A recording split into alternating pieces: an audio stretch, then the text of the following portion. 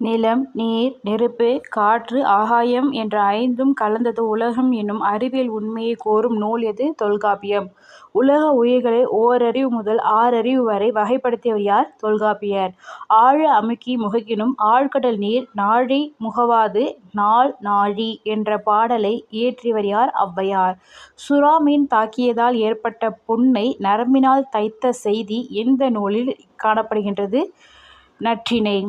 இப்போது புண்ணு ஏற்பட்டுட்டு அதை நரம்பால் தைச்சிட்டாங்க, சர்ஜரி பண்ணிட்டாங்க அப்படின்னா அது சரியாக போயிடும் இல்லைங்களா? ஸோ அப்போது அது நற்றிணை.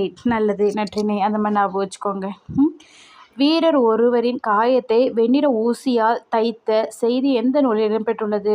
ஊசி 10 ரூபாய்க்கு வாங்கிட்டு பா அப்படின்னு சொல்கிறோம் சரிங்களா? 10 தொலைவில் உள்ள பொருட்களின் உருவத்தை அருகில் தோன்ற செய்ய முடியும் என்ற கருத்தை நிறுவியவர் யார்? கலிலியோ.